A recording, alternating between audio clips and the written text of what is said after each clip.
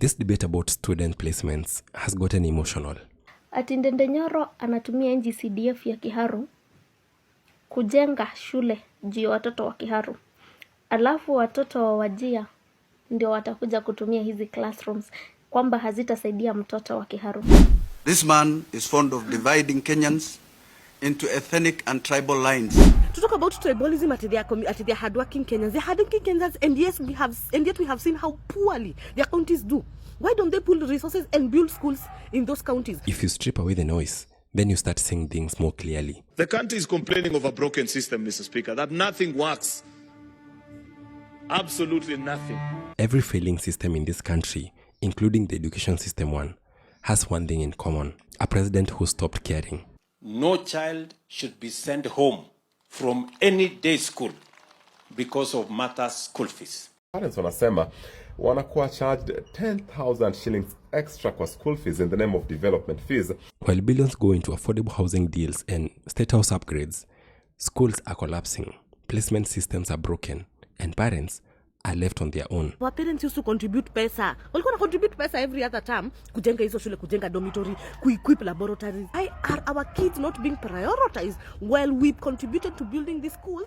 Experts now find themselves agreeing on one thing, that it doesn't matter how many roads that Ruto is going to build, doesn't matter how many stadiums he's going to build, doesn't matter how many units of affordable housing he's going to deliver.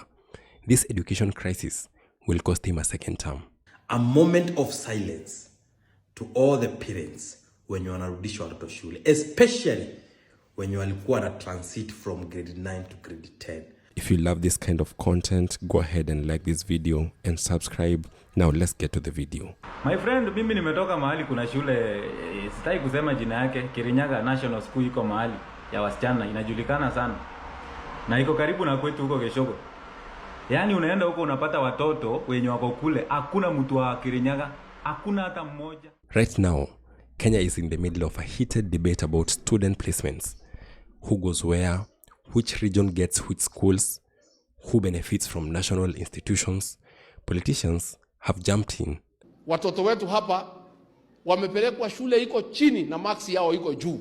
Watu wengine wameletwa kwa mashule zetu hapa. There is total confusion kwa mambo ya shule. Parents are angry. Communities feel targeted. Gachagua additionally asserted that national schools in Nairobi and the surrounding areas are exclusively for Kikuyu students. Some argue for regional equity, while others for localized admission. Hii mambo ya shule, it does not add up.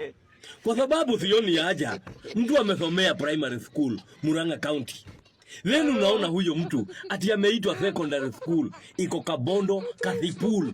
Suddenly, what should be a technical education policy has turned into a tribal battlefield. We know that Gachagua is a tribalist, and he does not even hide it. But tribalizing schools, that was the bottom of the barrel. That alone should worry us.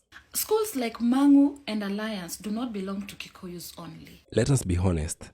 In many parts of Nyanza, Western Kenya, Rift Valley, top schools quietly prioritize local students. For example, try getting into Kapsabet High without a challenging name, and look at Maranda High School, overwhelmingly local.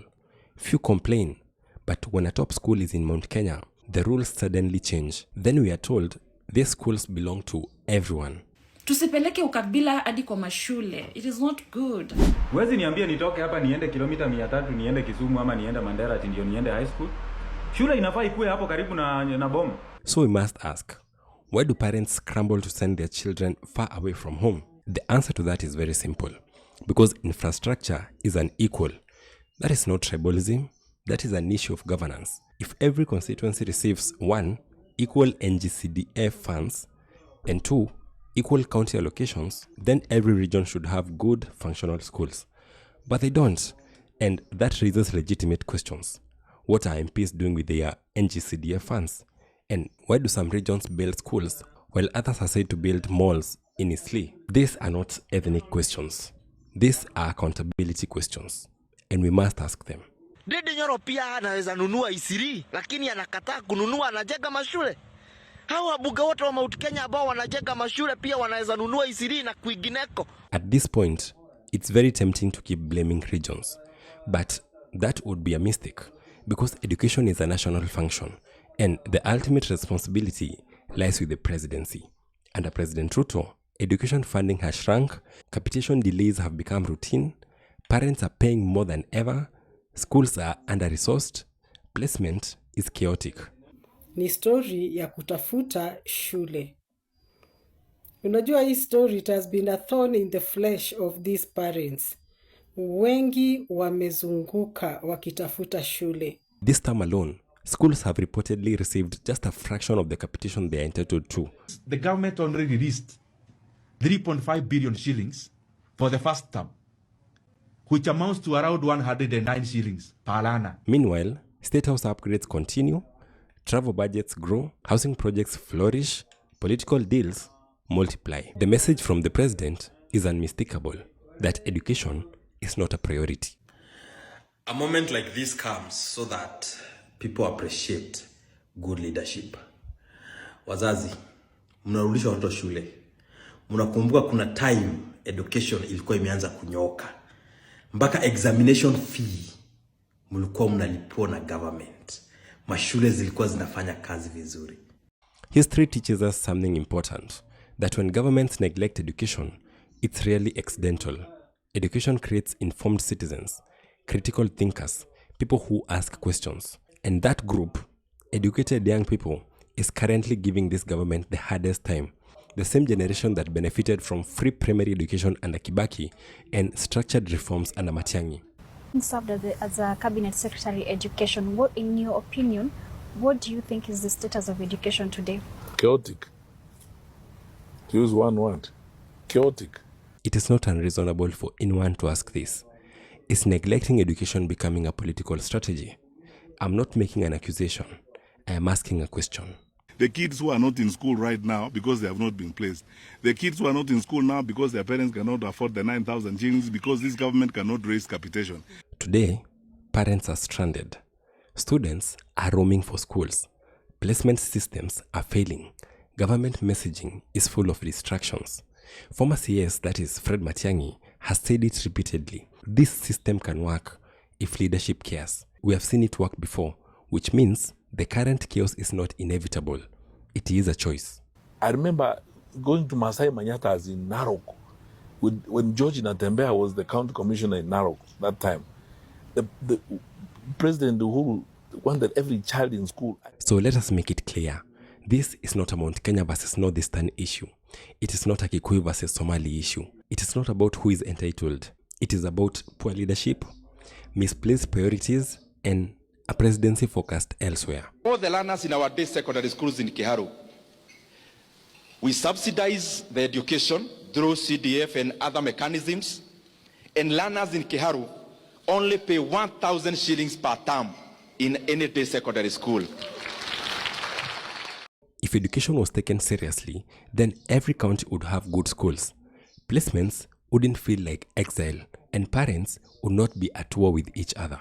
Ask the parents, my friend, what their kitu wana face wakipeleka watoto shule ama grade 9 to grade 10. My friend, it is total mess. Students don't vote, but parents do. And in 2027, millions of parents will remember, 1, the confusion, the cost, the stress, the feeling of abandonment. So we've had a lot of parents walking around in this coaching sun, looking for schools. Kuna wengine bado wanalia hawajapata shule. History is full of leaders undone not by scandals, but by neglecting what people value the most.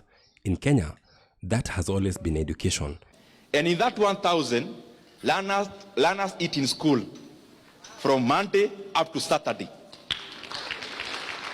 If this administration continues on this path, then it will be remembered for many things, but most of all, for the education disaster that brought down the president. If you will not learn in the next 2 years, so that you remove this one, you put people or a person who has a track record. If Kenya is a company, kama Kenya ingekuwa kampuni yako, ungekuwa unaangalia CV ya kila mtu ndio upate the best. But Kenya mtakaa hizo ujinga kuangalia CV ya mtu. Mnataka tu slogan, bottom up, Singapore, takataka. Subscribe. Gachagua additionally